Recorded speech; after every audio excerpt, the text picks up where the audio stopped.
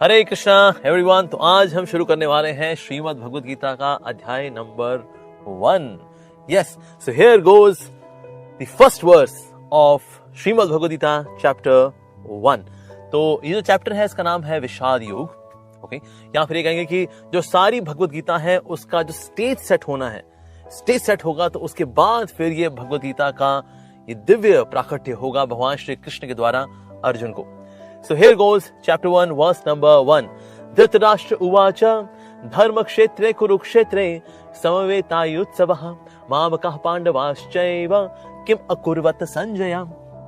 तो धृतराष्ट्र, ये पहला श्लोक बोल रहे हैं धृतराष्ट्र। यस, जैसे हमने पहले भी चर्चा की थी कि वास्तव में श्रीमद् भगवद गीता के अंदर कुल मिलाकर के 700 श्लोक हैं, लेकिन 700 श्लोक के अंदर 574 श्लोक बोले भगवान श्री कृष्ण ने, 84 श्लोक बोले हैं अर्जुन ने और 41 श्लोक बोले हैं संजय ने, और एक जो पहला श्लोक है और आखिरी श्लोक है फ्रॉम धृतराष्ट्र। सो इस तरह से कुल मिला के हो जाते हैं ये 700 verses of Shrimad Bhagavad Gita. Okay, तो पहला श्लोक बोला है किसने? धृतराष्ट्र ने बोला है। धृतराष्ट्र उवाच। तो ऐसा क्यों कि पहला श्लोक धृतराष्ट्र के द्वारा? वेल, भगवान श्री कृष्ण बोलते, कोई विशेष कैरेक्टर बोलता तो बात समझ में आती, लेकिन धृतराष्ट्र से पहला श्लोक बुलवाना भला ऐसा क्यों? क्योंकि धृतराष्ट्र का मतलब क्या होता है? धृत और है राष्ट्र। ठीक है जी। धृतराष्ट्र का मतलब होता है, धृत का मतलब होता है कस के पकड़ के रखना। यस,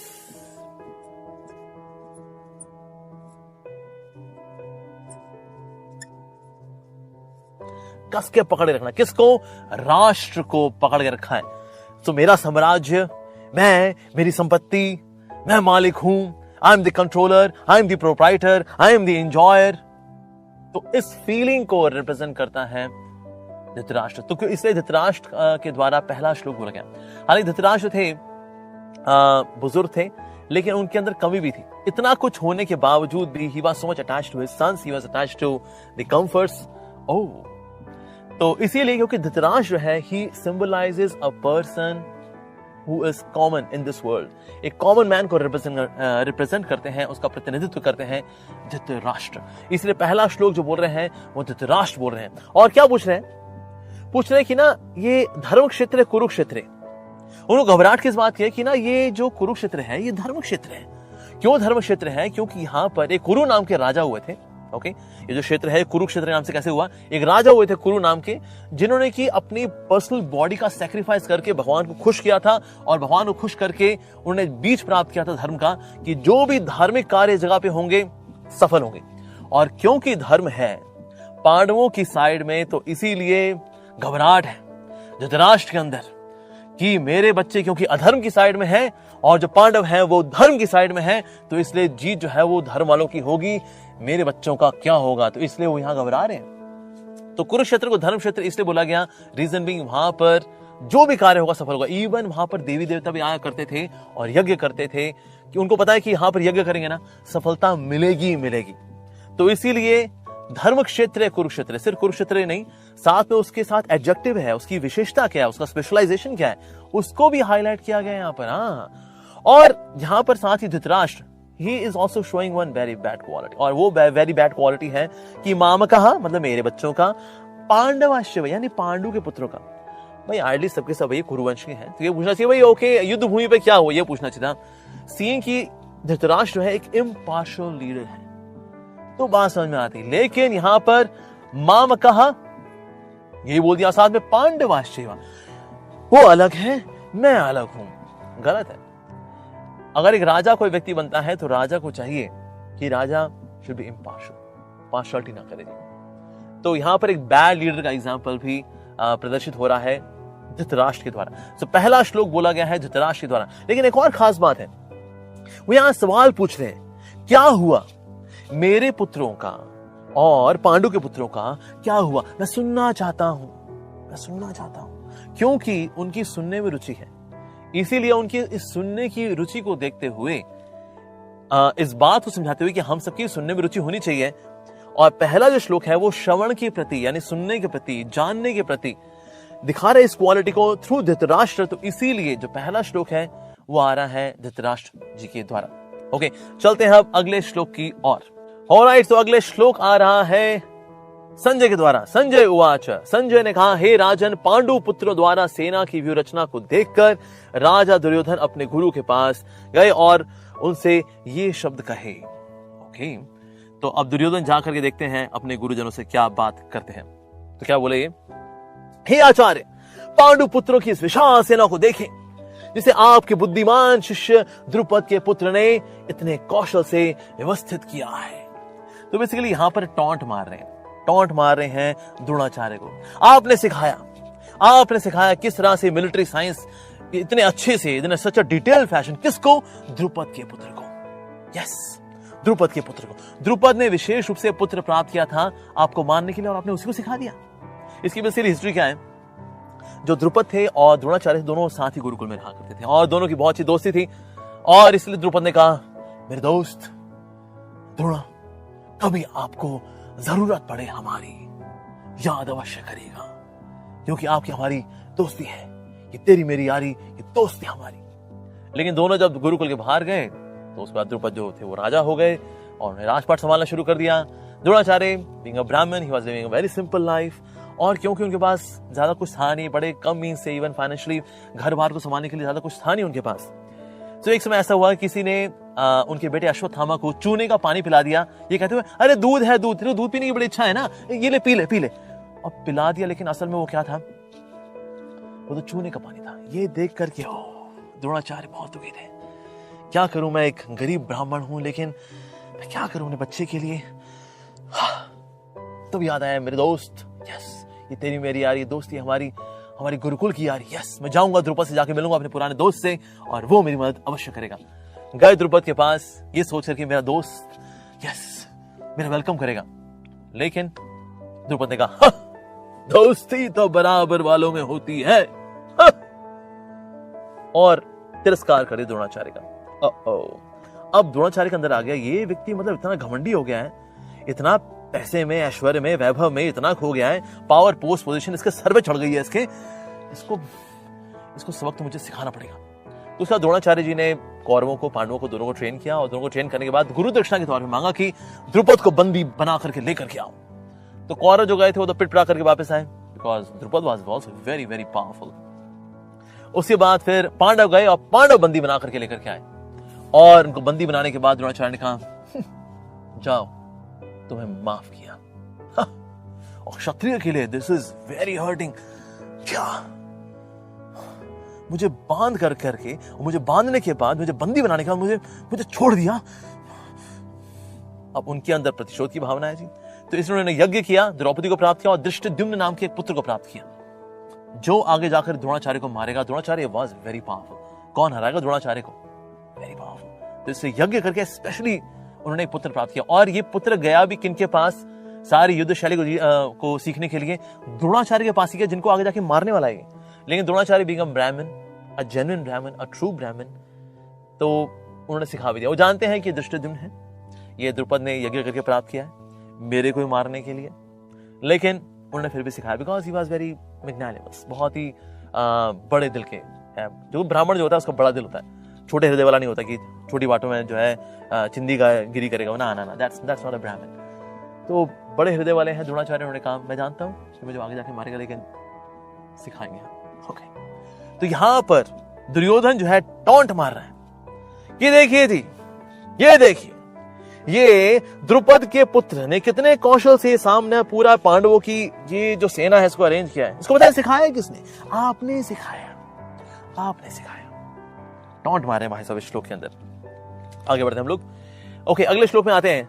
तो इस सेना में भीम तथा अर्जुन के समान युद्ध करने वाले अनेक वीर धनुर्धर हैं, तथा महारथी युधान, विराट तथा Drupad. No doubt they are great warriors. लेकिन शुरुआत किससे की? शुरुआत हो रही है भीम से। उसको पता आगे जाकर अगर मुझे को मारेगा ना, वो भीम ही होगा। भीम ने प्रतिज्ञा भी ली थी कि तूने जिस जंघा पर बोला है द्रौपदी को बैठने के लिए, ये जंघा तोड़ूंगा मैं। यस। और जिन हाथों से दुशासन ने द्रौपदी का अपमान किया है, इसकी दोनों भुजाएं उखाड़ूंगा और उसका जो चेस्ट है ना, उसको फाड़ करके उसका लहू पीऊंगा। हालांकि भीमसेन ने कभी लहू पिया नहीं, आगे जाके जब मारेंगे, जस्ट बाय स्क्रीम उसे खून को सुखा दिया। क्योंकि भगवान का भक्त है, वो खून थोड़ी पिएगा ऑफ कोर्स, पर लेकिन भीम से बहुत डर है। दुर्योधन को पता है कभी मैं आगे जाके मरूंगा तो भीम से ही मरूंगा। तो हालांकि Arjun is more powerful then Bhim. Arjun जो है कईयों के साथ एक साथ लड़ सकते हैं, लेकिन शक्ति में भीम बहुत ज्यादा शक्तिशाली है। और हालांकि अर्जुन से कम डैमेज करने वाले, अर्जुन ज्यादा डैमेज करने वाले हैं, लेकिन फिर भी भीम से वो जानते हैं भीम से ही मरूंगा आगे जाकर के। तो ये डर की वजह से पहला जो नाम लिया वो भीम का नाम लिया। और दूसरा डर ऑफ कोर्स अर्जुन से है। अर्जुन जैसा धनुर्धर, ओ माय गॉड, कौन हराएगा उसको। तो इसीलिए इनसे शुरुआत की है। ये बता रहे हुए द्रोणाचार्य को दुर्योधन कि सामने वाली पार्टी जो है ना बहुत शक्तिशाली है। और मैं देखिए कौन कौन है। महारथी युधान है, बेसिकली है कौन ये युधान जो है, ये भगवान श्री कृष्ण के सारथी हैं ये। यस। और युधान के बाद विराट भी हैं, जिनके यहाँ पर अज्ञातवास में रहे थे पांडव। और द्रुपद से तो पिटाई खाए हुए हैं। तो इसीलिए देखिए सामने आप देखिए कौन कौन खड़े हैं। तो इसलिए उनको गिना रहे कि सामने वाली पार्टी में कौन कौन है। इनके साथ ही दृष्टकेतु, चेकितान, काशीराज, पुरुजित, कुंती भोज तथा शैब्य जैसे महान शक्तिशाली योद्धा भी हैं। ये देखिए सामने मेन वो थे, लेकिन ये जो सेकंड वाले जो है ना, ये भी कोई कम शक्तिशाली नहीं है, बहुत शक्तिशाली ये लोग हैं। अब सामने वाली पार्टी को तो अच्छे से काउंट करा दिया जी। और उसके बाद पराक्रमी युद्धमन्यु, अत्यंत शक्तिशाली उत्तमा, सुभद्रा के पुत्र तथा द्रौपदी के पुत्र, ये सभी महारथी हैं। यस। ऐसी महारथी जो होता है ना, महारथी can fight with thousands of warriors. एक होता है अतिरथी, एक होता है महारथी, एक होता है रथी और एक होता है अर्धरथी। तो जो अर्धरथी होता है वो एट अ टाइम आधे रथ वाले यानी कि एक कमजोर योद्धा से लड़ सकता है। ओके। जो रथी होता है वो एक से लड़ सकता है। और जो अतिरथी होता है जो एक एट अ टाइम 1000 लोगों से लड़ सकता है, उसको बोलते हैं अतिरथी। और जो कितने भी आ जाए सबको संभाल लेगा, दैट इज नोन एज महारथी। तो इनफाइनाइट। तो इसलिए सबको बता रही है भाई ये सामने लड़ने वाले एक कमजोर लोग नहीं है, they are very very powerful people.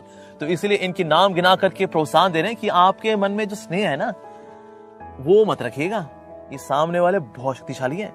अब ये काउंट कराने के बाद देन, किंतु हे ब्राह्मण श्रेष्ठ, आपकी सूचना के लिए मैं ये सेना के उन नायकों के विषय में बताना चाहूंगा जो मेरी सेना को संचालित करने में विशेष रूप से निपुण। अब उसको ये लगा मैंने सामने वाले को काउंट करा दिया, अगर ऐसा हो गया द्रोणाचार्य का कॉन्फिडेंस डाउन हो गया, ओह सामने वाले तो बहुत शक्तिशाली है भाई, हम नहीं लड़ पाएंगे, उनका कॉन्फिडेंस डाउन हो गया। तो अब उनका भी कॉन्फिडेंस अप करने के लिए diplomatically now he is now going to narrate the warriors on his own side. हमारे साइड भी ऐसा नहीं कोई कम लोग हैं, हमारे साइड बहुत शक्तिशाली लोग हैं। आइए देखते हैं कौन कौन है जी उनमें। मेरी सेना में स्वयं आप।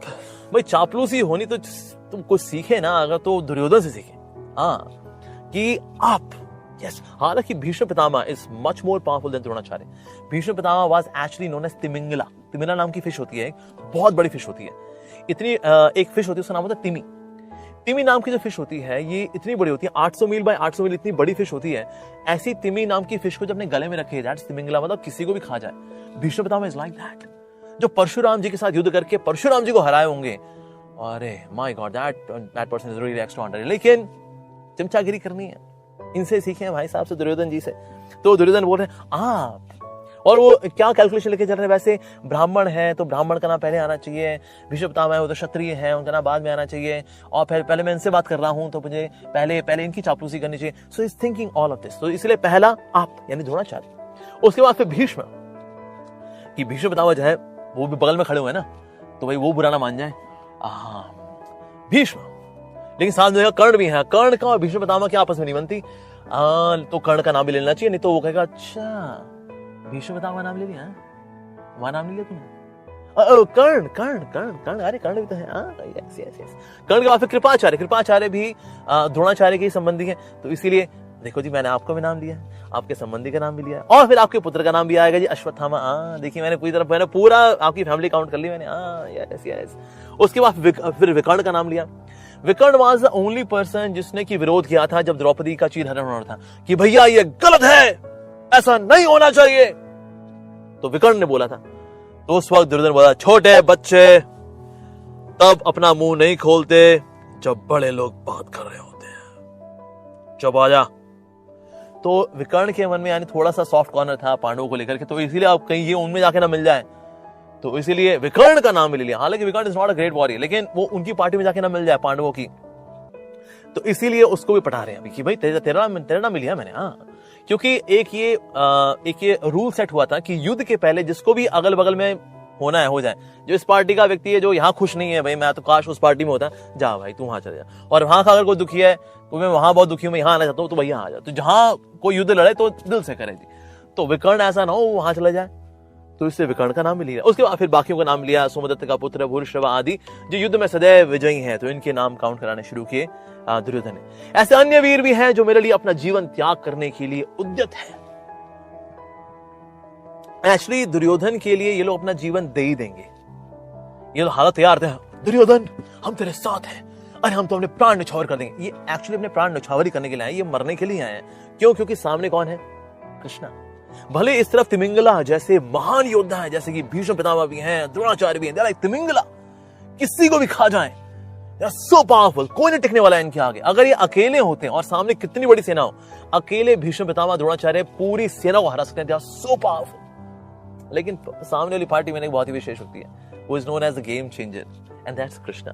यस, तो इसीलिए अब जो इनके साथ जो इतने योद्धा है इनको बता रहे हैं भाई ये सब मेरे लिए वेरी लॉयल टू मी, बहुत वफादार है, मेरे लिए अपने प्राण भी न्यौछावर कर देंगे। इन अ वे वो प्रेडिक्ट कर रहा है फ्यूचर कि इनके प्राण न्यौछावर होने ही है, क्योंकि मेरी पार्टी में ना ये लोग, इसलिए। और ये धर्म क्षेत्र है तो इसलिए ये, और ये अधर्म की साइड में, मेरी साइड में, तो इसलिए ये लोग निपटेंगे, पक्की बात। तो इन अ वे ही इज प्रेडिक्टिंग ये लोग उद्यत हैं अपने प्राण न्यौछावर करने के लिए। ऐसा बिल्कुल होगा ही होगा जी। और कहने वाले ये विविध प्रकार के हथियारों से सुसज्जित है। ऐसा नहीं कि बस ये बहुत प्राण दे ही देंगे अपने, नहीं, इनके पास बहुत अच्छे अच्छे वेपन्स हैं इनके पास। तो द्रोणाचार्य कह सकते हैं भाई बड़े बड़े वेपन्स कईयों के पास होते हैं, चलाना भी आता है किसी को, है चलाना आता है। तो आगे बोल रहे हैं अरे युद्ध विद्या में निपुण भी है ये लोग, मतलब आता है इनको चलाना। हाँ यार, they are very good. Okay, आगे बढ़ते हैं जी। अतएव सैन्य व्यूह में अपने अपने मोर्चों पर खड़े रहकर आप सभी भीष्म पितामह को पूरी पूरी सहायता दें। तो हमने मोटिवेट तो कर दिया जी द्रोणाचार्य जी को भी, भीष्म पितामह को भी, लेकिन बाकी सोचा अच्छा मतलब यही इंपॉर्टेंट है, हाँ इंपॉर्टेंट नहीं है तो ठीक है भैया, फिर इन्हीं से लड़ा लो तुम, तो हम चलते हैं फिर। तो ये श्लोक बोला है again the diplomatic, super duper diplomatic Duryodhan. वो कर गया अतएव सैन्य व्यूह में अपने अपने मोर्चों पर खड़े होकर आप सभी भीष्म पितामह को पूरी पूरी सहायता दें। वो बुजुर्ग है, वो is an old man Bhishma Pitamah, तो इसीलिए आप लोगों को चाहिए कि आप सपोर्ट करें भीष्म पितामह को। ठीक है जी, आपके सपोर्ट के बिना भला ये कैसे जीत दिला पाएंगे। हाँ, तो इसलिए सबको खुश कर रहे हैं। हाँ, सब रेडी है जी। हाँ, द्रोणाचार्य भीष्म पितामह ये भी खुश, वो भी खुश, सब खुश ना भाई, आप मेरे लिए दोनों लड़ लेना भाई, और कुछ नहीं, मेरे को तो आप लोगों को इस्तेमाल करना है। हाँ बस, दैट्स दुर्योधन एक्चुअली। ओके, तब कुरुवंश के वयोवृद्ध परम प्रतापी वृद्ध पितामह ने सिंह गर्जना की सी ध्वनि करने वाले अपने शंख को उच्च स्वर में बजाया, जिससे दुर्योधन को हर्ष हुआ। तो जब बजाया, शंख बजाया जब, तो कॉन्फिडेंस बढ़ गया। क्या बात है, क्योंकि सिंह की गर्जना जैसा था भीष्म पितामह का शंख बजाना, तो उसे बड़ा कॉन्फिडेंस मिला। यस, भीष्म पितामह है मेरे साथ, क्या शंख बजाया, मजा आ गया जी। लेकिन भीष्म पितामह ने शंख बजाया था। यू होपलेस गाय, तुम चाहे कितने डिप्लोमेटिकली इसकी चापलूसी करो, उसकी चापलूसी करो, सबको नकली मोटिवेशन दो, मोटिवेशनल स्पीकर की तरह, नहीं कुछ नहीं होने वाला है बेटा। ये शंख मैं इसलिए बजा रहा हूं कि तेरे को लगे कि हाँ भाई हम लोग जीतेंगे, लेकिन ऐसी शंख बजा रहा हूं, जीत तो उस तरफ की होगी, रीजन में उस तरफ ना, कृष्ण है, भगवान उस तरफ है, तो इसीलिए हम लोग हारने वाले हैं। लेकिन शंख बजाना है, शंख बजाए थे। और शंख पता किसका है, ये किसका इंस्ट्रूमेंट है? शंख चक्र गदा पद्म किसके पास है? ये शंख भगवान का है। तो इसलिए शंख बजा करके ये इंडिकेट किया दुर्योधन को कि देखो बेटे लाल जी, भले ही शंख बजा रहे हैं, तुमको लगे कि हाँ अरे क्या शंख बजाए, लेकिन शंख असल में ये है तो उन्हीं का वाद्य है, तो भगवान ही बजाते हैं। भगवान शंख से किसी को ज्ञान दे देते हैं। जैसे कि ध्रुव थे, तो ध्रुव के सर पे शंख रखा, सारा ज्ञान प्राप्त हो गया। पर तू तो मूर्ख आदमी है, तेरे को ज्ञान है ही नहीं, तो शायद शंख बजा करके खुद तेरा ज्ञान डाउनलोड हो जाए कि भाई सामने वाली पार्टी जीतने वाली है, क्योंकि वहां सामने भगवान है। इसीलिए तो शंख बजा तो दिया, जिससे जो हार्ट था दुर्योधन का बड़ा, उसको उसमें कॉन्फिडेंस आ गया कि यस वी विल विन। लेकिन सर होने वाला कुछ नहीं है, रीजन बीइंग ठाकुर जी उस तरफ है, और तो जहां ठाकुर होते हैं यहाँ ठोकरें होती हैं, तो क्योंकि ठाकुर वहां है तो ठोकरें ही होने वाली हैं। तो इसमें शंख बजा रहा हूं, पर हार हमारी होने वाली है जी। Okay, now next one. तत्पश्चात शंख, नगाड़े, बिगुल, तुरही तथा सिंह सहसा एक साथ बज उठे। वे सवे स्वर अत्यंत कोलाहल पूर्ण थे। शंख के बाद ये सभी बजा कि yes now we are ready for the war. तो इसीलिए सब में उत्साह भरने के लिए ये सारे इंस्ट्रूमेंट्स बजाए जाते हैं कि yes now we are ready. तो इतना का psychologically everyone is getting ready for the war. Okay, अगला श्लोक आता है, दूसरी ओर से श्वेत घोड़ों द्वारा खींचे जाने वाले विशाल रथ पर आसीन कृष्ण तथा अर्जुन ने अपने अपने दिव्य शंख बजाए। तो यहां पर अर्जुन और कृष्ण इनके जो शंख है विशेष रूप से इनका वर्णन आएगा, रीजन बीइंग ये दिव्य शंख है। यस, भगवान कृष्ण ने अपना पांचजन्य शंख बजाया, अर्जुन ने देवदत्त शंख तथा अति भोजी एवं अति मानवीय कार्य करने वाले भीम ने पाउंडर नामक शंख बजाया। तो इसके पहले जब कौरवों ने अपने शंख बजाया तो उसमें नाम नहीं आया कि इसने ये वाला शंख बजाया, उसके शंख का ये नाम, इसके शंख का ये नाम। लेकिन जब भगवान श्री कृष्ण और अर्जुन जब ये शंख बजा रहे हैं तो इनके शंखों के नाम आ रहे हैं, because their counsels are divine in nature. देखिए और किस किसने अपने क्या क्या शंख बजाए। उसका हे राजन कुंती पुत्र राजा युधिष्ठिर ने अपना अनंत विजय नामक शंख बजाया तथा नकुल और सहदेव ने सुघोष एवं मणिपुष्पक शंख बजाए। महान धनुर्धर काशीराज परम योद्धा शिखंडी दृष्टद्युम्न विराट अजय सात्विकी द्रुपद द्रौपदी के पुत्र तथा सुभद्रा के महाभाव पुत्र आदि सबों ने अपने अपने शंख बजाए। इतना डिटेल डिस्क्रिप्शन कौरवों की साइड से नहीं हुआ, की तरफ का नहीं हुआ कि ओके वहां पर किस किसने क्या क्या शंख बजाए, ना ना ना ना ना। लेकिन इनके एक एक शंख का यहां वर्णन आ रहा है भगवद गीता के अंदर। वाई? बिकॉज ये शंख बहुत दिव्य है। ओके, और इसका असर क्या हुआ?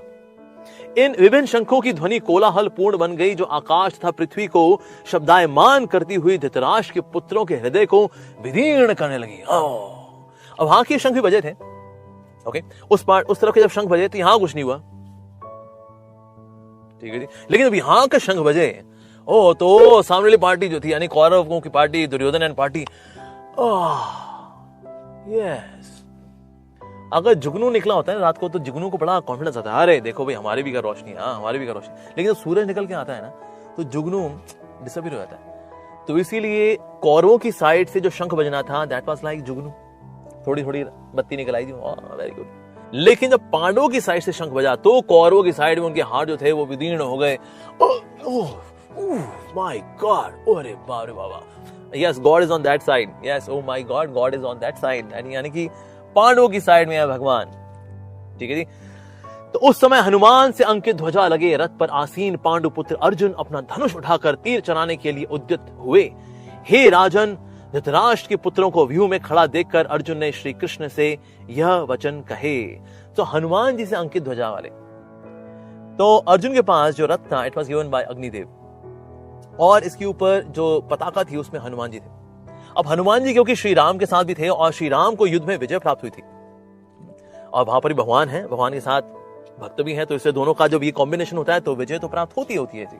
तो उसी तरह से यहां पर भी हम देख रहे हैं कि हनुमान जी उपस्थित हैं अपनी ब्लेसिंग्स को देने के लिए। और उनका भला ये अर्जुन के फ्लैग पे आना कैसे हुआ? एक समय अलकनंदा के पास जब द्रौपदी ने एक बहुत ही सुंदर फ्लावर देखा, it was like 1000 petal lotus, बड़ा सुंदर था। तो उन्होंने भीम से कहा कि इतना सुंदर फ्लावर है, मैं चाहती हूँ कि ना मैं एक ऐसा फ्लावर भगवान श्री कृष्ण को अर्पित करूं और फिर उसके बाद फिर आप भाइयों को अर्पित करूं। क्या तुम ऐसा एक सुंदर फ्लावर लेकर के आ सकते हो? क्या ये ऊपर कहीं ना कहीं ये हिमालयस में कहीं ना कहीं उगता होगा, तो क्या तुम लेकर के आ सकते हो? भीम ने कहा बिल्कुल ले आऊंगा मैं। और भीम जो आगे बढ़ रहे हैं और सब कुछ आगे बढ़ते हुए जितने पेड़ हैं उनको चीरते फाड़ते ताड़ ताड़ गिराते हुए आगे बढ़ रहे बड़ी तेजी के साथ बढ़ी रहे थे, तभी जो है एकदम से ब्रेक लगी। कैसे? क्योंकि ना वहां पर एक वानर लेटा हुआ था अपनी पूंछ के साथ। ये कौन है? ए वानर, भाई रास्ता दो, हम आगे बढ़ रहे हैं। अरे वानर ने कहा अरे हम बुजुर्ग हो गए हैं, उठा नहीं जाता, आप ही इस पूंछ को उठा करके रख दीजिए और आगे चले जाइए। ठीक है जी, हम वृद्ध हैं, क्षमा करिएगा। भीम ने कहा हो ये वानर भी ना। उसके बाद भीम ने क्या किया, वो जो पूंछ थी उसको उठाना चाहा।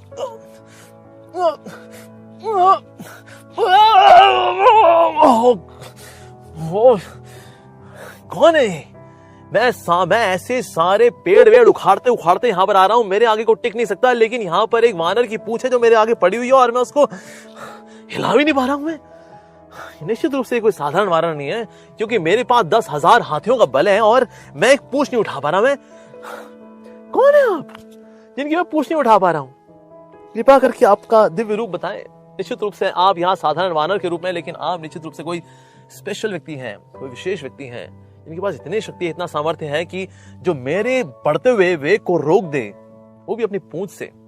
निश्चित रूप से आप कोई विशेष, प्लीज आप कौन हैं, कृपा करके अपने दर्शन कराएं। तो हनुमान जी फिर वहां प्रकट हुए। हनुमान जी ने कहा, अरे भाई तुम भी पवन पुत्र हो, हम भी पवन पुत्र हैं। अरे हनुमान जी, एंड देन साष्टांग दंडवत हुआ और हनुमान जी ने आलिंगन किया भीम का। तो उस वक्त उन्होंने उनको आशीर्वाद दिया। उन्होंने कहा कि जब तुम युद्ध करोगे तो मैं तुम्हारे साथ होऊंगा। ओके, जब तुम किसी को गदा मारोगे तो तुम्हारी गदा के अंदर मेरी जो गदा है उसका भी बल होगा। साथ ही तुम चिल्लाओगे तो तुम्हारी चीख के अंदर मेरी भी चीख होगी। तो इसलिए जब युद्ध हुआ करता था और वहां भीम जब चिल्लाया करते थे किसी के ऊपर, या फिर अगर वो जंप करेंगे दाड़ दाड़ दाड़, वाह, उस चीख के अंदर ही ना कितने सारे सैनिक कितने तो ऐसे ही मर गए। क्यों? क्योंकि भीम से चीखेंगे वाह, तो बस उसके अंदर हनुमान जी की और चीख मिली होगी, तो कितने तो हार्ट अटैक से ही मर गए।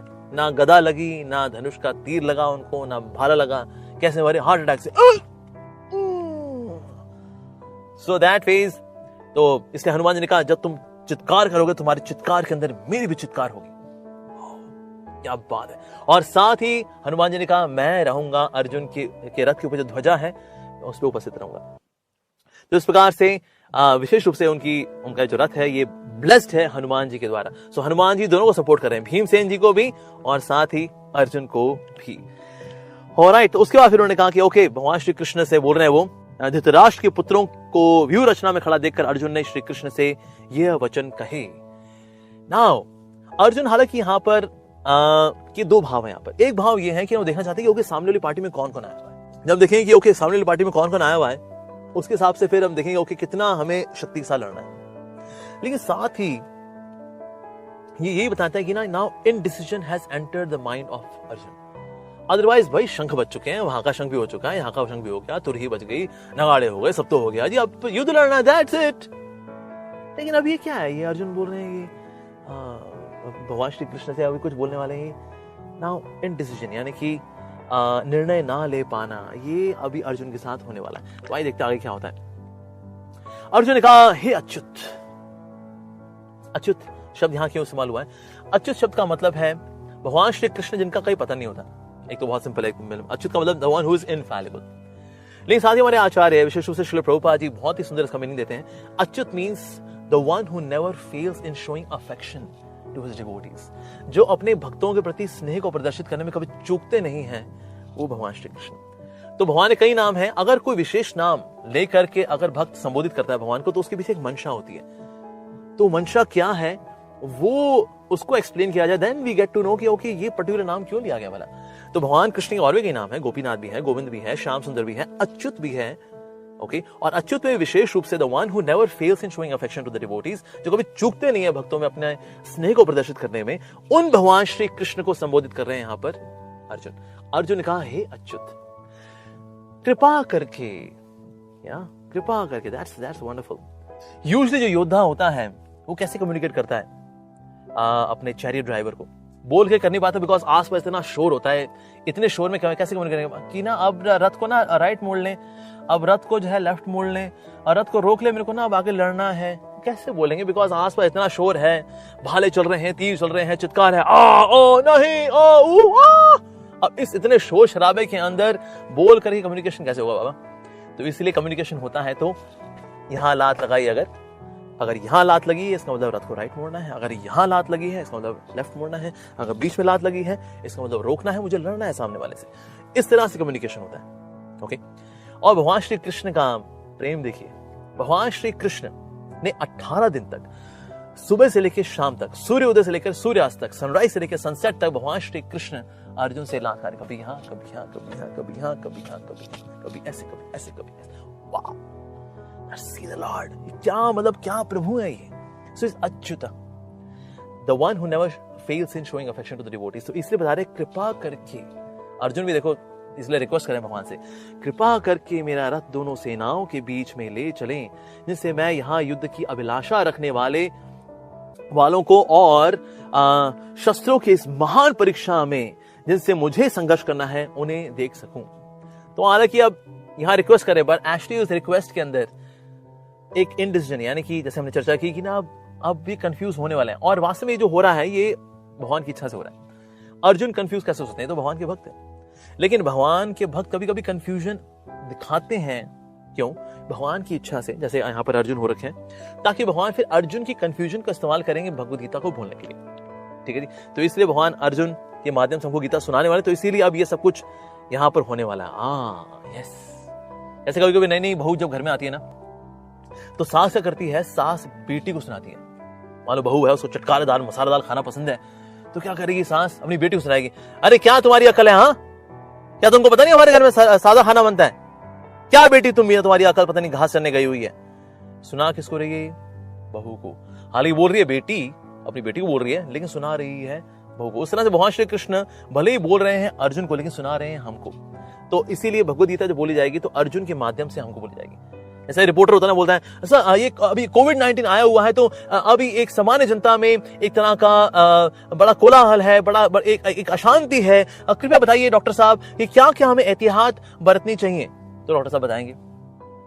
अब ये हालांकि इसने सवाल पूछा है, लेकिन अब डॉक्टर भी जवाब देंगे, लेकिन डॉक्टर एक्चुअली इस रिपोर्टर के माध्यम से सबको जवाब देंगे, राइट। उस तरह से अर्जुन के माध्यम से भगवान श्री कृष्ण भगवद गीता बोलने वाले हम सभी को।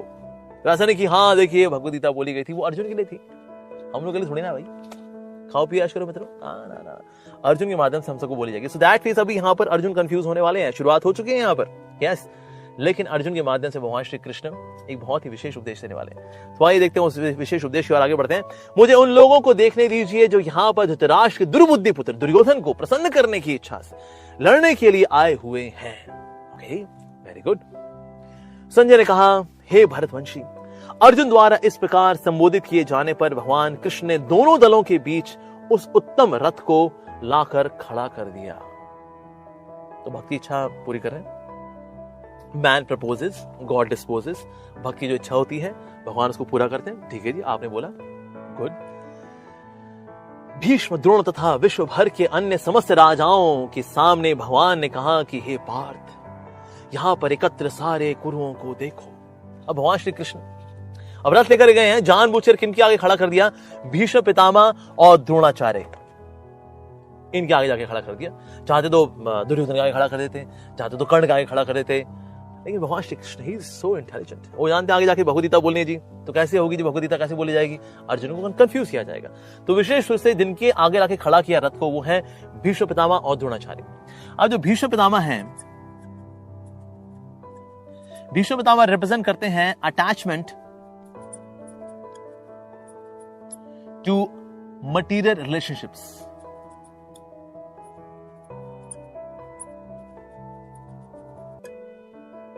भीष्म पितामह से इतना प्रेम मिला है, इतना स्नेह मिला है, ओह, तो इसीलिए जैसे हमारे आगे हमारी अटैचमेंट आ जाती हैं, व्यक्ति वीक पड़ जाता है।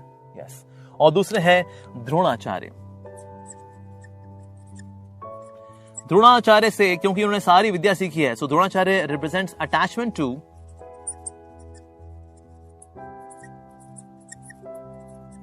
Materialistic knowledge.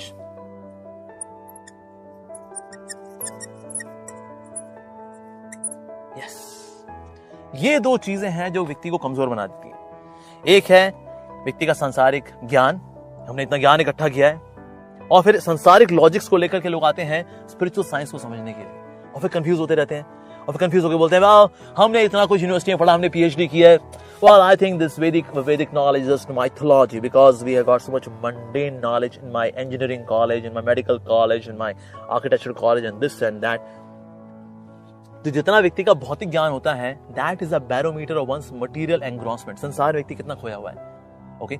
तो इसलिए द्रोणाचार्य से उन्होंने शस्त्र विद्या सीखी है, तो उससे अटैचमेंट है। So Dronacharya represents attachment to materialistic knowledge, जो कि संसार हम इकट्ठा करते हैं, जो कि भक्ति से संबंधित नहीं है, लेकिन वो विद्या जो हमने इकट्ठी की है तो वो आड़े आती है, वो आड़े आती है। जैसे अगर हम बोलें कि वेल सब कुछ तो भगवान से आया है, तो कोई व्यक्ति इसने कि अब चार्ल्स डार्विन थ्योरी पढ़ी हो, कहेगा नहीं हम तो बंदरों से आए, हम तो बंदरों से आए, हम तो बम फूट कर आए।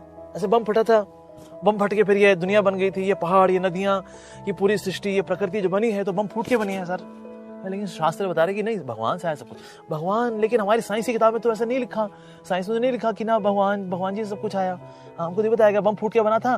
बम फूटने के बाद फिर उसका सिंगल सेलुलर एंटिटीज थी, फिर मल्टी सेलुलर हो गई। उसके बाद धीरे धीरे करके हम लोग एम्फीबियंस बने, और उसके बाद फिर हम लोग लैंड बनाना शुरू कर दिया। उसके बाद फिर आदि मानव थे, बंदर थे हम लोग, बंदर होते होते फिर आदि मानव बने। उसके बाद फिर हम लोग धीरे धीरे करके आज ये वाले बन गए। हम तो यही सुना है जी, यही पढ़ा है जी हमने तो। So attachment to material knowledge, that becomes an obstacle. और ऑब्स्टिकल है Bhishma Pitamah, attachment to mundane relatives.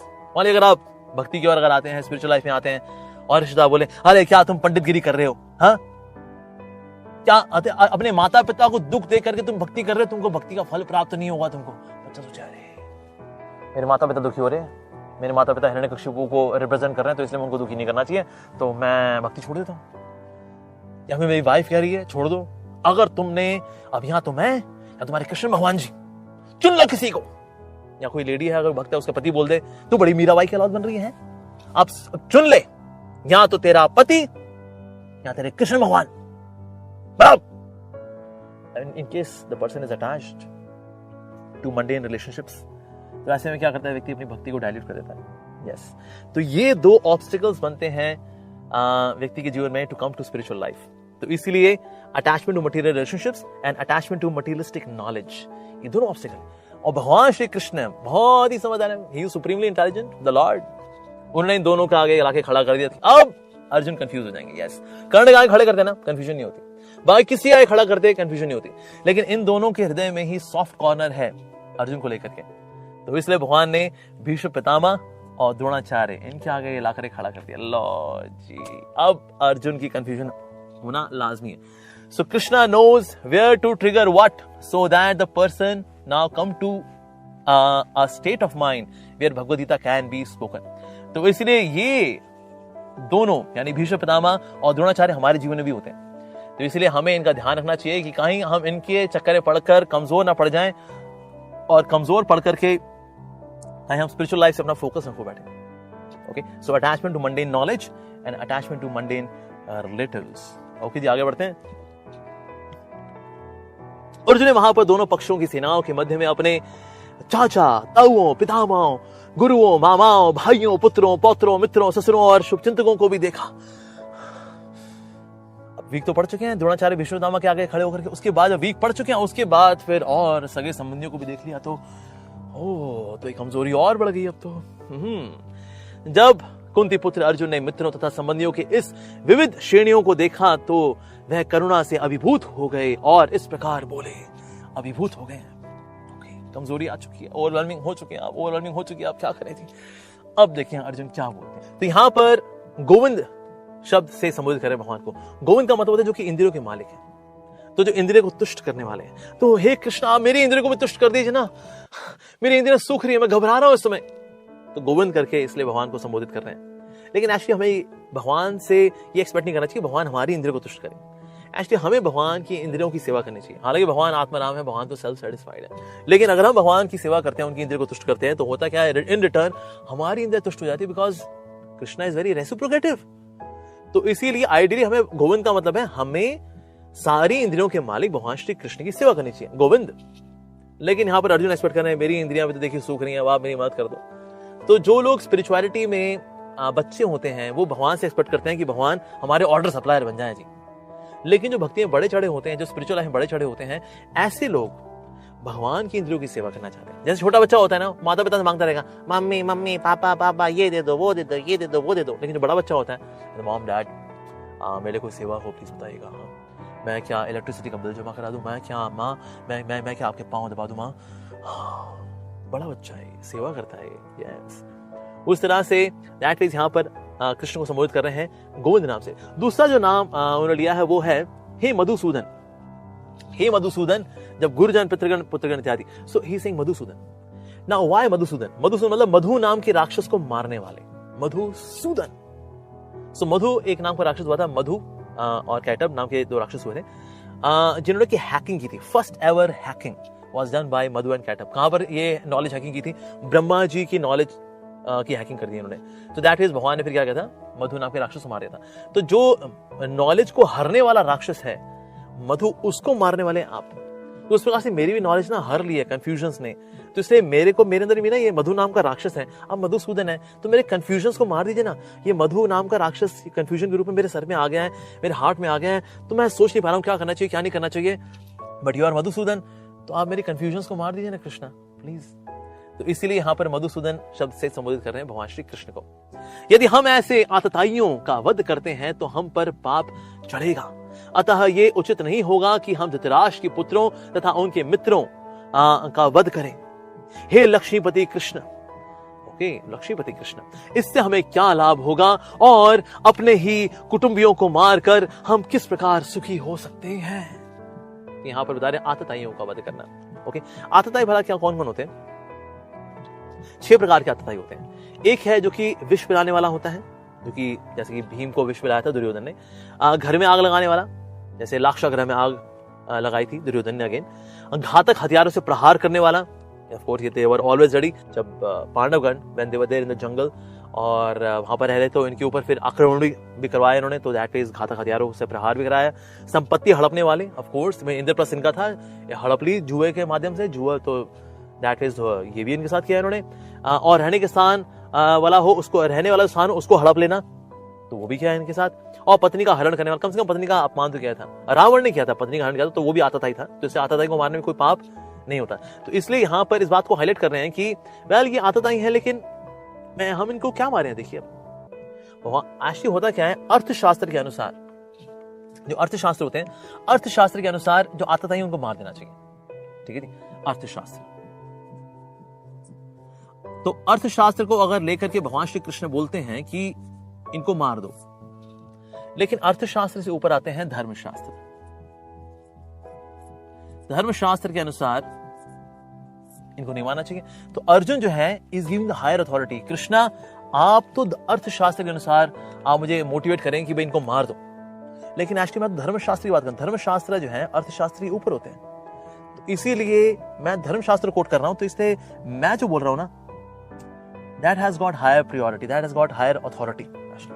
तो इसीलिए हमें धर्मशास्त्र फॉलो करना चाहिए, लेकिन वास्तव में भगवान का कहना मानना, हमें भगवान का कहना मानना चाहिए। ओके, वो आता है भक्ति शास्त्र के अंदर। एंड भक्ति शास्त्र जो होते हैं वो धर्मशास्त्र से भी ऊपर होते हैं। जो धर्मशास्त्र होते हैं they are more into ritualistic religiosity, यानी संसार की नैतिकता के लेवल पे होते हैं। ठीक है, लेकिन जो भक्ति शास्त्र है ये टॉप मोस्ट होते हैं। तो भगवान का कहना मानना वो भक्ति शास्त्र है। तो इसलिए अर्जुन जो है बोल रहे हैं कि वेल आप तो अर्थशास्त्र की बात कर रहे हैं। एक्सक्यूज मी अर्जुन, भगवान जो कुछ बोलेंगे ना, तो भगवान ने क्योंकि बोल दिया जो, तो वो अपने आप ही भक्ति शास्त्र में आता है, क्योंकि भगवान की वाणी है वो। तो इसीलिए भगवान जो कह रहे हैं वो मानना that is most important actually. जैसे कि ऐसा हुआ था युधिष्ठिर महाराज के साथ कि उनको ना नर्क के दर्शन करने पड़ते। नर्क गए नहीं थे वो, नर्क के दर्शन करने पड़ते। जैसे आप तो जानते महाभारत के आखिर में ऐसा हुआ था, कुछ लोग ना महाभारत को यहीं पे एंड कर देते, कहते लो जी कौरव गए थे स्वर्ग, पांडव गए नर्क। ऐसा नहीं हुआ था। एक्चुअली पूरी स्टोरी ये है कि ना ये नर्क के दर्शन करने पड़ते हैं। जैसा होता है कंप्यूटर में स्क्रीन सेवर होता है, राइट? तो स्क्रीन सेवर देखा था नर्क का, और वहां पर इनके भाई भी, अरे भैया देखो हमारे साथ क्या हो रहा है भैया। और युधिष्ठिर महाराज ने कहा मेरे भाई लोग, इनको नर्क में आना पड़ा। कहते भैया आप हमें छोड़ के तो नहीं जाओगे ना भैया। तो युधिष्ठिर महाराज ने कहा मैं ही रहूंगा, तुम लोगों ने मेरा साथ दिया जीवन भर, तो मैं भी तुम लोगों का साथ दूंगा, नहीं मैं यहीं पे रहूंगा। तो अपना चेयर वे लेकर के आए, वहीं बैठ गए, लेकिन बहुत दुखी थे। ओह ये हमारे साथ क्या हुआ, हम नर्क में आ गए। लेकिन हुआ क्या, उसी वक्त सारा नर्क गायब हो गया और वहां पर आ गए इंद्र और बाकी demigods along with Lord Vasudev. कहते जानते हो युधिष्ठिर तुमको नर्क के दर्शन क्यों करने पड़े, आप लोग नर्क गए नहीं, आप तो भगवान के भक्त हो भाई, भगवान के भक्त कहां से नर्क जाएंगे। ऐसी पांडवों की विशेष स्थिति ये कि वो जहां भी जाएंगे, जहां भी भगवान लीला करेंगे वहां पर पांडव जाते हैं। तो मान लीजिए अगर यूनिवर्स 1 में अगर भगवान ने लीला की तो वहां पर पांडव होंगे भगवान श्री कृष्ण के साथ।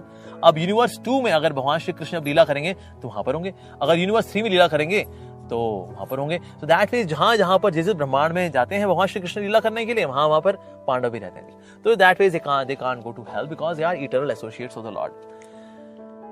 लेकिन फिर वहां पर इंद्र ने बताया, इंद्र ने कहा आपको पता है आपको नर्क के दर्शन क्यों करने पड़े, नर्क गए नहीं लेकिन दर्शन क्यों करने पड़े, स्क्रीन सेवर भी क्यों देखना पड़ा आपको, क्योंकि आपने सच बोला था। जब भगवान श्री कृष्ण से बोल रहे थे ना कि बोलो अश्वत्थामा मारा गया, तो आपने कहा हम तो धर्मराज युधिष्ठिर हैं, हम भला झूठ कैसे बोल दें। अरे भाई, भगवान जो बोल रहे हैं ना, द सुप्रीम एब्सोल्यूट ट्रूथ, जो परम सत्य है, भगवान श्री कृष्ण जब वो बोल रहे हैं झूठ बोलने के लिए, तो झूठ बोलना धर्म है जब भगवान बोल रहे हो तो इसीलिए, क्योंकि उस वक्त भक्ति शास्त्र यानी कि भक्ति शास्त्र का पालन नहीं किया युधिष्ठिर महाराज ने, इसीलिए उस वक्त उनको नरक के दर्शन करने पड़े। नरक गए नहीं थे, लेकिन दर्शन भी करने पड़े, थोड़ा दुखी तो होना पड़ा। ये जो भगवान श्री कृष्ण बोला कि भाई ये झूठ बोल दो कि अश्वत्थामा मारा गया, तो फिर होगा क्या, Dronacharya you would feel disappointed हो जाएंगे, निराश हो जाएंगे, और फिर then we can kill him. तो जब भगवान बोल रहे हैं ना ऐसा करने को, तो चुपचाप वो करना चाहिए। That's it.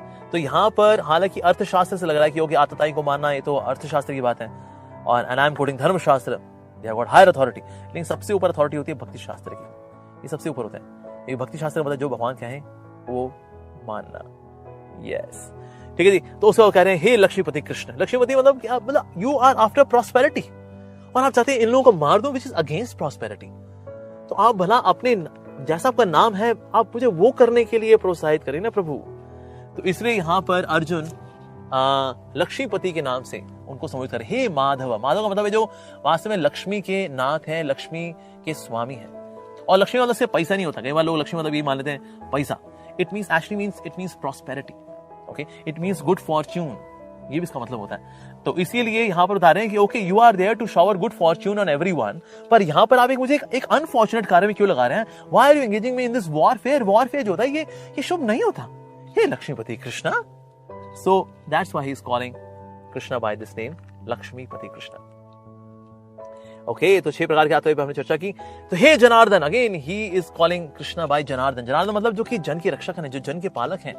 जितने भी लिविंग एंटिटीज हैं, not just human beings, all living entities are maintained by Krishna. तो इसलिए भगवान श्री कृष्ण का नाम है जनार्दन।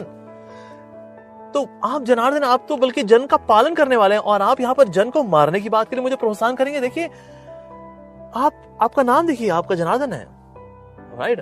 जन को मारने वाले नहीं, आप जन का अर्दन करने वाले हैं आप। तो हे जनार्दन, यदि भी लोभ से अभिभूत चित्त वाले ये लोग अपने परिवार को मारने या अपने मित्रों से द्रोह करने में कोई दोष नहीं देखते, किंतु हम लोग जो परिवार को विनष्ट करने में अपराध देख सकते हैं, ऐसे पाप कर्मों में क्यों प्रवृत्त हो?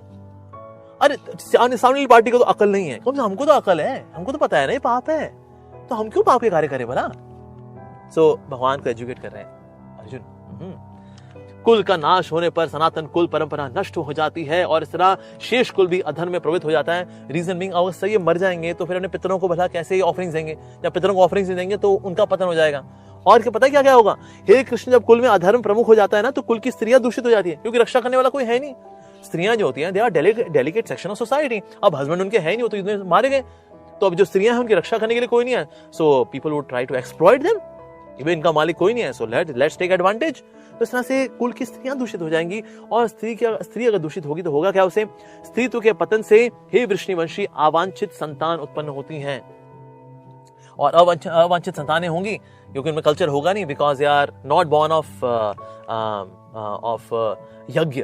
बेसिकली जब गर्भधान किया जाता है, यानी कि जब वीर्य को जब स्त्री के गर्भ में डाला जाता है, यानी बीज को जब स्थानांतरित किया जाता है in the वूम of the woman of the wife, उस वक्त जो है आशीर्वाद दिया जाता है कि आप हमें आशीर्वाद दीजिए कि संतान जो हो बड़ी सात्विक हो, संस्कारों वाली हो, आशीर्वाद दीजिए। तो दैट इज, इस भावना के साथ जब संतान उत्पत्ति होती है तो वो संतान बड़ी धार्मिक होती है। अभी जो हनीमून कल्चर आ गया, हनीमून कल्चर में कोई आशीर्वाद नहीं लेता। हनीमून में होकर के आते हैं, फिजिकल हो जाता है, उसके बाद बच्चे फिर भूत प्रेत जैसे निकल के आते हैं, फिर लोग कहते हैं देखो ये बच्चे, हमारा टाइम था कितना अच्छा टाइम था, ये इन बच्चों को देखिए। एक्सक्यूज मी, आपने बच्चे क्या आपने आशीर्वाद दिया था संत महात्माओं का, भगवान का नाम लिया था आपने संसर्ग करने से पहले, बिफोर फिजिकल यूनियन? ना, we just went for honeymoon, we went to Mauritius, we went to New York, we went to this, we went to that, क्या we went with तो ऐसे में फिर होता है कि अवांछित संतानें आती हैं जिनमें संस्कार नहीं होते। अवांछित संतानों की वृद्धि से निश्चय ही परिवार के लिए तथा पारिवारिक परंपरा को विनष्ट करने वालों के लिए नारकीय जीवन उत्पन्न होता है। ऐसे पतित कुलों के पुरखे पितृलोक भी गिर जाते हैं, क्योंकि उन्हें जल तथा पिंडदान देने की क्रियाएं समाप्त हो जाती हैं। जो लोग कुल परंपरा को विनष्ट करते हैं और इस तरह से अवांछित संतानों को जन्म देते हैं, उनके दुष्कर्मों से समस्त प्रकार के सामुदायिक योजनाएं तथा पारिवारिक कल्याण कार्य विनष्ट हो जाते हैं। तो ऊपर वाले भी गिर जाएंगे, यहाँ भी पतन हो जाएगा, आगे प्रोजेक्ट्स आपके फेल हो जाएंगे। प्रोजेक्ट चलाएगा कौन? व्यक्ति। जब व्यक्ति करप्ट हो जाएंगे सारे सबका वैल्यू सिस्टम खराब है, तो करें क्या? ये सब खराब कर देंगे, सारे प्रोजेक्ट खराब हो जाएंगे, पारिवारिक कल्याण कार्य विनष्ट हो जाते हैं जी।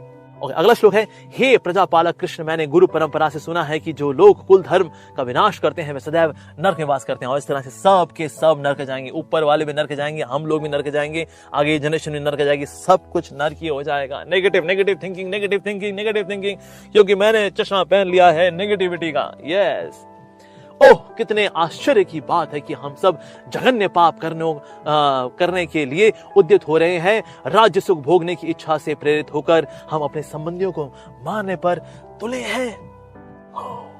यदि शस्त्रधारी धृतराष्ट्र के पुत्र मुझे निहत्था तथा रणभूमि में प्रतिरोध न करने वाले को मारे तो ये मेरे लिए श्रेयस्कर होगा। अरे मर जाना ही अच्छा है जी। ऐसे स्वार्थ में लड़ करके राज्य प्राप्त किया भी तो क्या किया? अरे मर जाना ही अच्छा है जी, अरे मर जाना ही अच्छा। क्या बात है, लग रहा है क्या बड़ी बड़ी बातें बोल रहे हैं जी, वाह। संजय ने कहा, युद्ध हुई में इस प्रकार कहकर अर्जुन ने अपना धनुष तथा बाण एक और रख दिया और शोक संतप्त होकर चित्त से रथ के आसन पर बैठ गए। तो यहां से फिजिकली नहीं बैठे, यहां मन से ही बैठ गए, उत्साह में बैठ गए, लड़ने की इच्छा में बैठ गए, अपने कर्तव्य को निर्वाह करने में अब बैठ गए। तो ये था भगवत गीता के पहले अध्याय का आखिरी श्लोक। कई सारे लॉजिक दिए यहाँ अर्जुन ने कि मुझे युद्ध नहीं लड़ना। Yes, logic 1, logic 2, logic 3, logic 4। अब भगवान श्री कृष्ण सारे लॉजिक को एड्रेस करेंगे, ठीक है जी। तो वो आएगा सेकंड चैप्टर के अंदर। पर जो युद्ध ना लड़ने के 5 कारण हैं, वो हमारे लिए बहुत विशेष है। ये कहीं ना कहीं वो कारण हम लोग देते हैं स्पिरिचुअलिटी में ना आने के लिए, स्पिरिचुअलिटी में आगे ना बढ़ने के, ये कारण हम लोग भी देते हैं। क्या क्या कारण है जी? पहला, सांसारिक करुणा। देखिए, जैसे अर्जुन ने बोला कि ना ये मैं इन सबको मार दूंगा, ये तो ना। Of course devotee being Arjun जो है वो डिवोटी हैं, तो करुणा उनके हृदय में स्वाभाविक है, नेचुरल है। तो ये तो अर्जुन का केस हो गया। लेकिन हमारे साथ क्या है? हमारे साथ होता है कि कभी कभी संसारिक करुणा, अरे वो बुरा मान जाएंगे, देखो हम भक्ति कर रहे हैं ना, वो बुरा मान जाएंगे, वो तो नहीं, फिर रहने दीजिए आप, देखिए नहीं हमको ये गीता कोर्स में आप एनरोल मत करिए, वो ना हमारे घर वाले बुरा मान जाएंगे ना, हाँ बुरा मान जाएंगे। तो कभी कभी ना दुनिया की बहुत चिंता कर रहे होते हैं, तो दुनिया की चिंता करते हुए व्यक्ति जो है स्पिरिचुअलिटी में आ नहीं पाता, बिकॉज उनको बुरा लग जाएगा। करुणा दिखा रहे हैं उनके प्रति, हाँ उनको बुरा लग जाएगा। तो इस वजह से व्यक्ति अक्सर आ नहीं पाता, इसकी घर वाले बुरा मान जाएंगे, बस दिखा दिया तूने है, कर लो तुम भक्तियां, फिर तुमको हम तो पसंद नहीं है ना, और तुम जाओ फिर भगवान के पास ही जाओ। तुमको जन्म हमने दिया, तुमको पाल पोस के बड़ा हमने किया। यहाँ मान लिया किसी अगर स्पाउस है, स्पाउस बोलेगा अरे शादी जब हमारी हुई थी, हमने एक दूसरे के साथ सुख दुख में साथ रहने का वचन दिया था, लेकिन जब से तुम्हारी भक्तियां शुरू हुई हैं, बस बस बस बस बस जितना दुख तो मुझे दे रहे हो अपनी इन भक्तियों की वजह से। नहीं देखो तुमको बहुत दुख हो रहा है, ओके ऑलराइट। तो व्यक्ति कहता है संसारिक करुणा में आकर के भक्ति में कमजोर हो जाता है। आनंद भोग की इच्छा, यस, इंद्र तृप्ति की इच्छा भी हमको रोकती है भक्ति में आगे आने से। उनको लगता है कि भक्ति में आए तो फिर हम मजा नहीं कर पाएंगे यार। अभी हम लोग घूमते हैं फिरते हैं, गर्लफ्रेंड बॉयफ्रेंड, ये वो खाना पीना, कोई रोक टोक नहीं है। हम नहीं सोचते क्या पाप है क्या पुण्य है, बस मजा करते हैं लाइफ में। लेकिन फिर भक्ति शुरू हो जाएगी, फिर कैलकुलेशन शुरू हो जाएगी, नहीं ये पाप है ये पुण्य है, नहीं। तो ऐसा करो यार, दूर ही रहो इन चक्करों से भैया, हाँ ये भक्ति के चक्करों से दूर रहो, नॉर्मल लाइफ जियो। पूरी दुनिया जी रही है ना नॉर्मल लाइफ, बस और क्या। नॉर्मल लाइफ मतलब मजा करो, भोग करो, हाँ दैट्स इट। तो अर्जुन के अंदर भी यही था कि ना मैं इन स्वजनों के साथ ही तो मैं एंजॉय कर पाऊंगा। If I get kingdom but without relatives, if I got this kingdom, what's the use to have this kingdom, because I would not be able to enjoy, तो मजा नहीं कर पाऊंगा। So आनंद भोग की इच्छा भी हमको रोकती है। I want to enjoy this world, yes। कितनी बढ़िया दुनिया है ये, you and I in this beautiful world, आनंद भोग की इच्छा, आनंद भोग की इच्छा की वजह से व्यक्ति भक्ति में नहीं आता। उसको लगता है फिर मेरा आनंद जो इंद्रिय भोग है मेरे छूट जाएंगे मेरे। दूसरा कारण क्या? पारिवारिक कुल परंपरा का नष्ट हो जाना। जैसे कोई व्यक्ति अगर मान लीजिए जैसे ब्रह्मचारी बन जाता है, तो कई बार यही लोग बोलते हैं कि देखिए अगर आप ब्रह्मचारी बन जाएंगे तो फिर हमारी परंपरा क्या होगा, हमारे पुश्ते कैसे चलेंगे आगे। One of my friend he wanted to become a monk, पर वो नहीं बना क्योंकि ना उसके घर वाले ने कहा हमारी पुश्त पे रुक जाएगी, तू तो हमारा इकलौता बेटा है। पर वो ये भूल जाता है पुश्ते चलाने में कौन सी बड़ी बात है। अरे गली कूचों में कईयों की पुश्ते चल रही हैं, कॉकरोचों की पुश्तें चल रही हैं, कान खजूरों की पुश्तें चल रही हैं, यहाँ पुश्तें चल रही हैं, इस सारे पशु समाज में देखो पुश्तें चल रही हैं जी। पुश्त चलाना ये कोई बड़ी बात नहीं होती। तो इस प्रकार से व्यक्ति जो है भक्ति पे फोकस नहीं कर पाता कि ना पारिवारिक कुल परंपरा नष्ट हो जाएगी। यहाँ पुराने कुछ रिचुअल चले आ रहे हैं जिनके अनुसार भक्ति जो है वो बिल्कुल उसके विपरीत है। Like one of my devotee friend, उन्हें घर में कुल परंपरा क्या है कि ना ये बकरे काट करके बले की बकरी देना। Now he is become a devotee. वो कहता है नहीं देखिए मैं ये बले की बकरी नहीं दे पाऊंगा। तो घर वाले कहते हैं अच्छा है तुम हरे कृष्ण वाले कब से हो गए, तुमने कुल की परंपराएं छोड़ी तुमने। कुल परंपराएं अगर भक्ति विमुख होती हैं तो उनको छोड़ देना ही अच्छा होता है। जैसे कुल परंपरा में किसी के अगर कुआं खुदा है कि हर जो परंपरा में आया उसने कुएं से ही पानी पिया, अब कुएं का पानी ना सड़ना शुरू हो गया, तो उस पानी को छोड़ देना चाहिए क्योंकि पानी अब सड़ रहा है। अब तो ऐसा नहीं कि हमारे परदादा जी इसी कुएं से पानी पीते थे, लक्कड़ दादा जी इसी कुएं से पानी पीते थे, पिताजी इसी कुएं से पानी पीते थे, हम भी इसी कुएं से पानी पिए हैं, तुम्हें पीना पड़ेगा, भले ही पानी सड़ चुका है, इससे तुमको डायरिया हो जाए लेकिन पियो। जो कुल परंपराएं भक्ति के विमुख होती हैं उनको बाय बाय कह देना चाहिए जी। सही ठीक है जी। सो पारिवारिक कुल परंपरा का नष्ट हो जाना, कभी के लोगों को अपने जो रिचुअल्स होते हैं, फैमिली रिचुअल्स होते हैं, उनमें लेके लोग पड़ जाते हैं। पाप का भय, ये चौथा कारण है। उन्होंने कहा कि अगर हम इस तरह से लोगों को मार देंगे ना तो हमें बहुत पाप लगेगा। सामने वालों को तो अकल नहीं है कि भाई पाप पुण्य वगैरह की, लेकिन हमको तो अकल है, तो हमको पाप से बचना चाहिए। कृष्णा, हमको लड़ना नहीं चाहिए, हमको पाप से बचना चाहिए। तो अर्जुन यहाँ पर बता रहे हैं पाप का भय है उनको।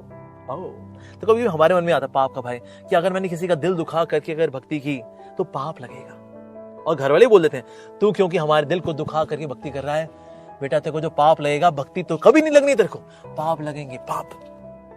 तो पाप का भय जब आया था कहता नहीं नहीं पाप लगेगा नहीं, फिर छोड़ो जी, फिर क्या भक्ति करनी जी, पाप का भय। पांचवा कारण है निर्णय ना ले पाना। कुछ लोग कंफ्यूज होते हैं क्या करें जी। अर्जुन भी कंफ्यूज है, लड़ूं ना लड़ूं, क्षत्रिय हूं, लड़ना चाहिए, लेकिन परिवार वालों को मारूंगा मैं, नहीं लड़ना चाहिए। कृष्ण बोल रहे हैं लड़ लो तो लड़ना चाहिए, लेकिन मैं ऐसे कैसे लड़ सकता हूँ, सामने कौन खड़े हैं, द्रोणाचार्य हैं, भीष्म पितामह, इतना प्यार दिया उन्होंने मेरे को, मैं कैसे लड़ सकता हूँ। लड़ूं ना लड़ूं, लड़ूं ना लड़ूं, अपनी इंद्रियों से लड़ूं ना लड़ूं, अपने अहंकार से लड़ूं ना लड़ूं। छोड़ो यार, मजा कर ही लेते हैं यार, पूरी दुनिया में तो मजा ही कर रही है यार, तो मैं भी कर लेता हूँ। अरे नहीं यार ये गलत है, लेकिन मजा भी तो चाहिए मेरे को, लेकिन ये गलत है। निर्णय नहीं ले पाते कि हम अपनी इंद्रियों से लड़ें या ना लड़ें, अपने मन से लड़ें या ना लड़ें, ये निर्णय नहीं ले पाते हम लोग। सो निर्णय ना ले पाना ये भी कारण रहता है कि लोग भक्ति में नहीं आते। तो ये जो युद्ध है, अर्जुन का युद्ध बाहर है, हमारा युद्ध हमारे अंदर है।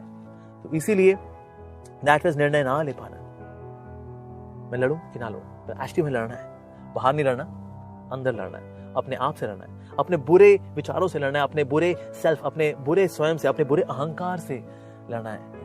अपनी इंद्रियों की जो मांग है उनकी, उनसे लड़ना है, क्योंकि इंद्रियां मांगती हैं, पर उनसे लड़ना है हमें। ये मनुष्य जीवन मिला है लड़ने के लिए, बाहर नहीं अंदर। लोग बाहर लड़ाइयां लड़ते रहते हैं, लेकिन अपने अंदर की लड़ाई हार जाते हैं। तो हमें अंदर की लड़ाई को जीतना है, दैट्स मोस्ट इंपॉर्टेंट। लेकिन हम अंदर लड़ना क्यों छोड़ देते हैं, निर्णय नहीं ले पाते, लड़ूं कि ना लड़ूं। तो ये 5 कारण है। संसारिक करुणा, इस वास्ते नहीं लड़ते। आनंद भोग की इच्छा, इसलिए नहीं लड़ते। पारिवारिक कुल परंपरा का नष्ट हो जाना, इसलिए नहीं लड़ते। चौथा कारण है पाप का भय, पाप लगेगा मेरे को, और निर्णय ना ले पाना, तो एक और कारण है। तो इस प्रकार से अर्जुन ने पहले अध्याय के अंदर किस तरह से पूरा जो स्टेज सेट हुआ है भगवद गीता के लिए कि मुझे किस प्रकार से क्यों नहीं लड़ना चाहिए। और कहीं ना कहीं ये वही कारण है जो कि हम लोग देते हैं भक्ति में आगे ना बढ़ने के लिए। हम लोग देते हैं कि ना नहीं, भक्ति में क्या आगे बढ़ना चाहिए, क्योंकि हम अपने आप से लड़ने के लिए तैयार नहीं है। Self conquest is the greatest victory. लेकिन सेल्फ कॉन्क्वेस्ट के लिए जतन करने पड़ते हैं। ये जतन करने के नहीं करने हैं, यार इन 5 कारणों को हटा देंगे, देन हम जतन करेंगे, and then we will make this human form of life a great success. फिर मनुष्य जीवन को हम सफल वास्तव में बना पाएंगे। Thank you very much. Hare Krishna. Alright, so dear listeners, for a systematic course on spirituality, you can register. Yes, the name of the course is Spirituality for Modern Age, SMA. तो इसके लिए आप जा सकते हैं इस वेबसाइट पे, इसका लिंक नीचे डिस्क्रिप्शन बॉक्स में दिया गया है, www.revivingvalues.com, और वहां पर जाकर आप रजिस्टर कर सकते हैं। पैसा कितना, एब्सोल्युटली फ्री। और हर एक सेशन के साथ होगा एक Q&A, तो सेशन प्लस Q&A पर वीक आपके लिए होगा। सो सेशन होंगे, उसके बाद then you can send your questions and then we would answer them, और आप उन सेशंस को बाद में भी सुन सकते हैं। अगर आप उस वक्त अवेलेबल नहीं हो पाए, that's understood, that's absolutely okay, उसको बाद में भी आप सुन सकते हैं. So please go and register for Spirituality for Modern Age, revivingvalues.com. Registration is absolutely free. Hare Krishna. So see you there.